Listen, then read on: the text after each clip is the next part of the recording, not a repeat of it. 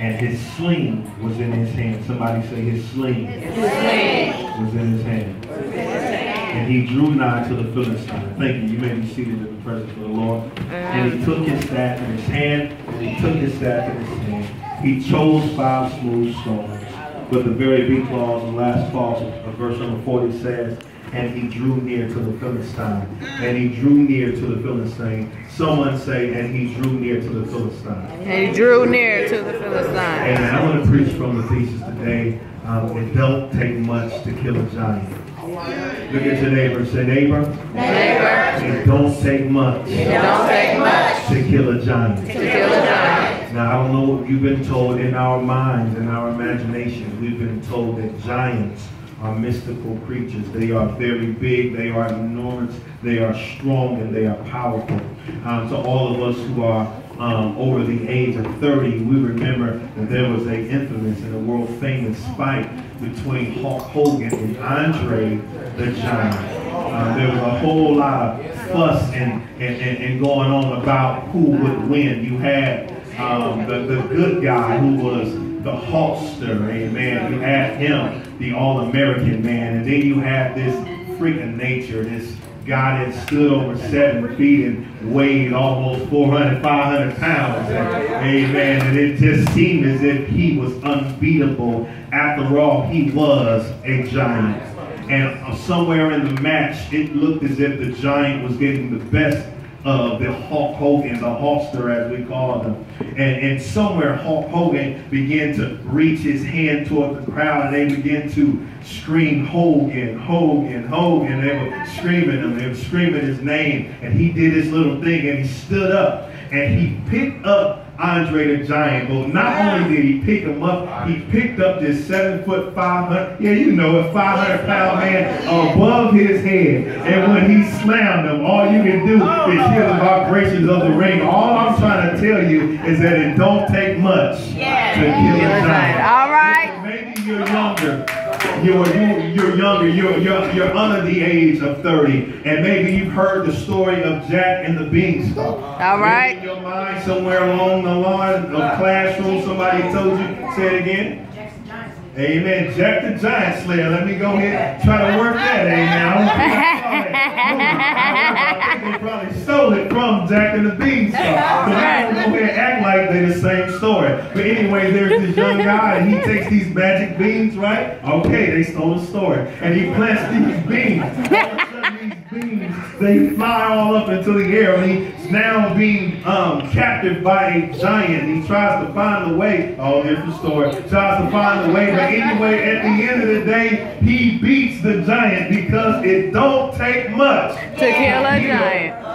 Okay, maybe you just said, I don't watch movies, I don't like wrestling. But guess what? Have you ever been at a time in your life where bills were big and it seemed like you didn't have enough money to pay your bills, but right on time God provided. He showed up Jehovah Jireh, and you're still here, not evicted out of your house because it don't take much to kill a giant. Maybe it was something that the doctor said. Maybe the doctor said that it was over. It was cancer. All right. Blood pressure, it was diabetes, but you're still here, you're still living, and guess what? Your good days outweigh your bad days, because you found out that the God that you serve is Jehovah Rapha, because you know that it don't take much to kill a giant. Maybe you lost your job, but guess what? Your children are hungry, they went back to school or going back to school, you don't got the supply, you don't got the uniform, but lo and behold, the Lord keeps making a way, and you got a smile on your face, because you know that after a while, if he did it before, he can do it again. That's why you can come to church regardless of what your current situation is, and you can wave your hand and you can shout hallelujah, because you're living proof that it don't take much to kill a giant. Is there anybody in the house today that knows if you put your hand and your trust in God's hand, then you can still be a giant killer? Yes, my God is. Hallelujah. Even to this day. Let's go and exegete the text. We find out that David is 15 years of age. He is a shepherd boy. I was brought here to do my job. My job was to talk about ACT. Somebody say ACT. ACT. Amen. My job was to talk about ACT. Amen. So today we are and here it is. I'm going to bring you to David as his main character. In verse 40 it says, and he took his staff in his hands. Now I need to let you know he was a 15-year-old shepherd boy, and he went down to give his brothers something to eat, and all of a sudden there was this big huge giant by the name of Goliath, and he was tormenting and torturing the people of Israel. And I'm trying to make it applicable because I know my assignment is for youth, so I'm trying to make it to where even the babes will understand it. And I'm trying to leave some of my exegetical expressions and theology out of the conversation and talk to where the youth can also understand. So guess what? He was down there set tripping. Guess what? He was down there bullying the people. He was down there popping off, turning up, as you will. So here it is. Uh-oh, some of y'all know what that is. Amen. We got some youth at heart in the building. Amen. Amen. Amen. So he goes down there, and all of a sudden he says, I will fight the giant. And everyone is saying, you can't fight the giant. You're only 15 years old. This man has killed numbers of people. You don't even have experience in war. But he said, well, I am a servant of God, and I will not let somebody talk about my Jesus, talk about my God. So therefore, I'm going to stand up for what I believe. Before I get to my first point, I want to encourage you in school. You will go to a school that will tell you that you evolved from monkeys in apes. You will go to a school that will tell you that homosexuality is right. You will go to a school that will tell you things that does not make sense, that you were born out of a Big Bang Theory. But I need you to understand that what the Bible preaches is right, what your pastor teaches is right, what your mother and your father teaches is right. And you will go to a school where everybody else said that smoking and drinking and skipping school is fun, but you gotta go to church and you gotta read your Bible, and it's right. Don't be afraid to fight and stand up for your God. Which brings me to my first point, which is in my assignment. Somebody say ACT. ACT. The first act that he did, the Bible says, and he took his staff in his hand. My first point is he went to action. Somebody say action. Action. Amen. Because guess what? He after all of the intimidation, he said, this is what I'm going to do. I'm going to take my staff. And I need you to understand what a staff represented to a shepherd. A staff represented a multiplicity of things. After all, this is the same David who metaphorically used this expression in the world-renowned 23rd Psalm. He said, thy rod and thy staff they comfort me. Which lets us know from a shepherd's standpoint, your staff is a comfort unto you. Come on, y'all got to help me out real quick. Which means that even when you're facing a giant, God's staff, or the staff is your comfort. All right. But the pastor is the staff comfort. The staff is comfort for one or two reasons. For one reason, it has a hook on it. The staff of a shepherd has a hook on it. So if a staff is going astray, the shepherd will reach out the staff, yank it across his neck, and pull it back in. All right. The staff of God, watch this, comes every now and again with chastisement. But I'll rather be chastised by God to bring me back in than him to allow me to die from being astray. How is this relevant? It's relevant because even when you're facing your giant, sometimes you are the person that needs some correction.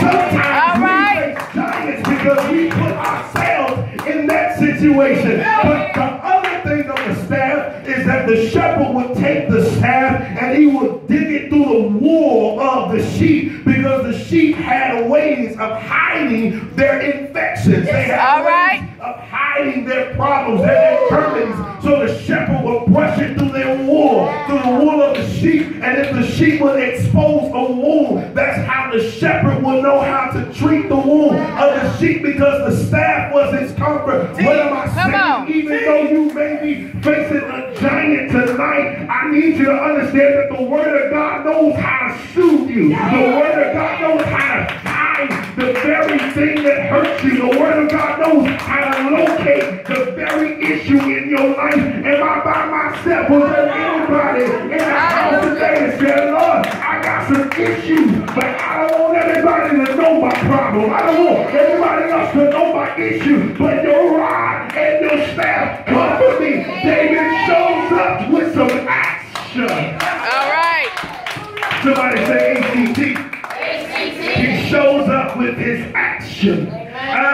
sticking with my assignment. The Bible says right there, as he took the staff in his hand, he chose him 5. Somebody say 5. 5. I need to go to my next point. The next point was he knew the actual number that he needed. He chose the actual amount of stones. Somebody right. say ACT.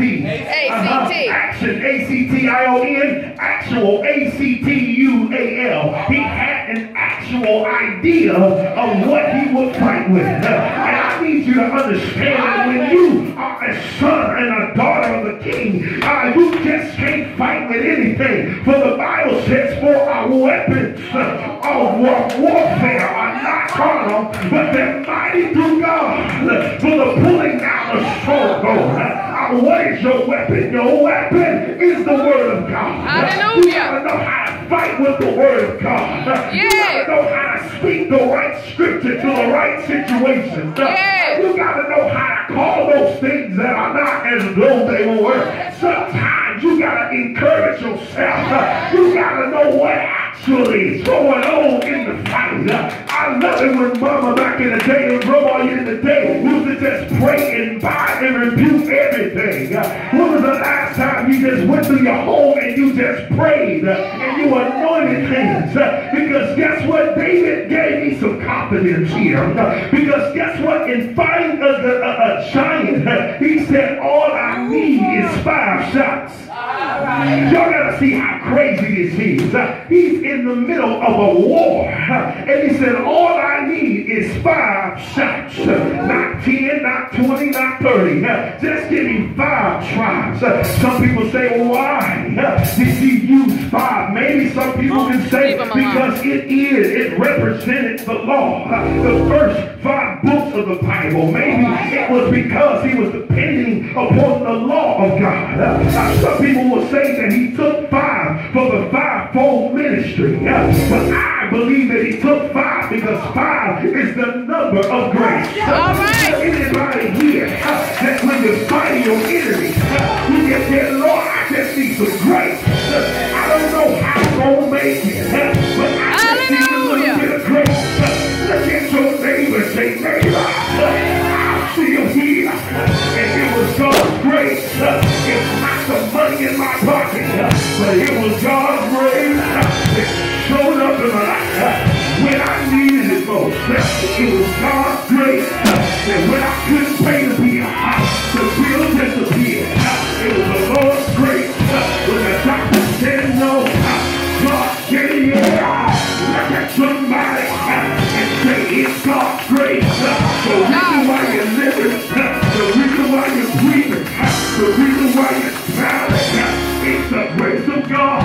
You want to give God praise for his grace. But also, in the 23rd Psalm, the Bible says, goodness and mercy shall follow me all of the days of my life. Now, sometimes grace is disguised as goodness, because grace is how the Lord is good to you, even in a bad situation. Is there anybody that can live and say, the Lord has been good to me, even in my bad situation? Come on, put your hands together and tell God, Thank you, Lord. listen here. So the Bible said right here, in verse number 40, it says, and he took the staff in his hand, better represented his action, his ACT. And then the Bible says that he chose 5 smooth stones, which represented an actual amount, ACTUAL.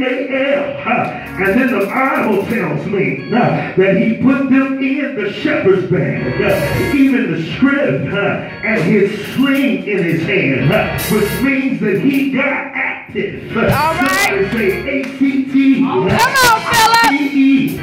But after every action, and after you actually make your mind up, now it's time to be active. Is there anybody in the house that know that faith without works is a cemetery? Or let me say it how y'all like it. Faith without works is dead. Get him alone. Therefore, you can sit there and But there anybody in the house that put a little action behind your faith? Yeah. You need to know, yes, it's true, that it only takes just a grain of a mustard seed. Just a little bit. The Bible says, Come on. without faith, it's impossible to please the Lord. Yeah. I have to go back to my first point. Because faith without works is still there. Means if I am to please the Lord, I gotta believe, but I still gotta work. Look at your neighbor and say, neighbor, it's time for you to put in some work. Everything you believe in God for, everything that you trust in God for, Hallelujah. to put in some work. Start filling out the job. Start getting the credit right. Start working on the license. Start working on the car. I know what it looks like now, but if you put a little work in it, let me tell you how the old saints would say. If you take one step, God will yield to the rest. Is there anybody that can admit that God done more in your blessing than you have? Anybody like me that will admit that God's been more faithful than you been to him? In fact, the word says that we love him because he first loved us. Am I talking to anybody that know that you can't beat God's will? You can't outbox God. You can't, no matter how hard you try. There's somebody here that's been trying for 10 years and you still fail.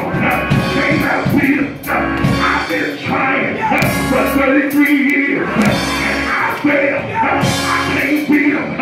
You've been trying for 50 years and you still fail. You can't beat them. Let the record show that you can't beat God. No matter how hard you try. And I'm on my way to my seat. Got one more point. The Bible says that he drew near to the finish line. That means he got up close and personal. It makes no sense for you to talk crazy from a distance. It makes no sense for you to pray about it every day and you won't get closer to your goal. I need you to know God's looking for people that'll face that giant right in their face. That means after there was action, ACT-ION, and after he takes an actual ACT-UAL, and after he got Apple, ACT-IDE, now it was time for him to activate ACT-IDA. Look at somebody that where's your action? Look at somebody that is an actual faith.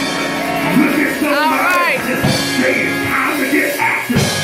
But don't forget to activate the power that lies within you. It's time for you to activate your prayer life.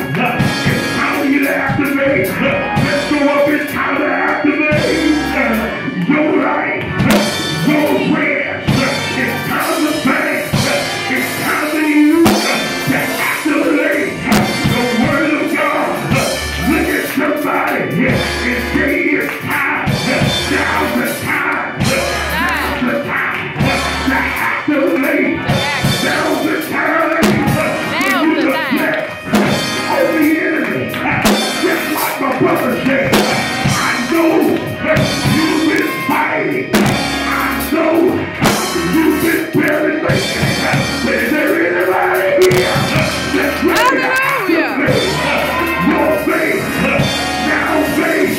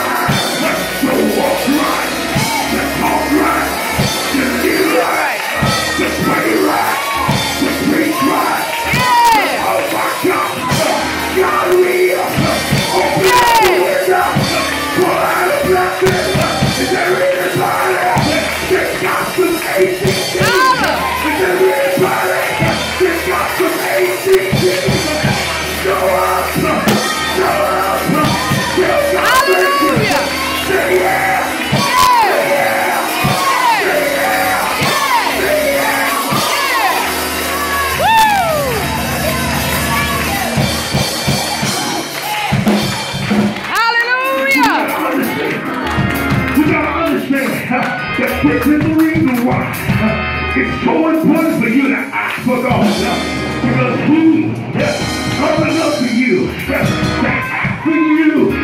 For the Bible tells me that in the 33rd year of his life, he went to a hill called Calvary. And there they put a crown of thorns on his head because he was acting with his mind. He thought of you, the action of the crown of the thorns, because the devil tried to pierce all of his thoughts concerning you. They also say that they put stripes on his back. The word of God says that there was 40 save one. That it took 39 whips. Let me tell you why. Because he was thinking about you. So the Bible says that by his stripes we are healed. Hallelujah. Scripture. But most of us ain't put it together. I need you to understand. If you practice medicine, you will soon find out that there are only 39 categories for diseases, which means every category. He took a strap on his back, which is why by his stripes we are healed. Not only that, he took some nails in his hand because the devil knew that he reached out beyond your foot and he met your knees. They tried to stop him from blessing you, him from working on you, him from touching your life.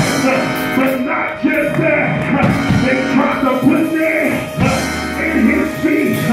So they knew that when the Spirit of the Lord is stand living, but they did not want him to show up, walk in your life.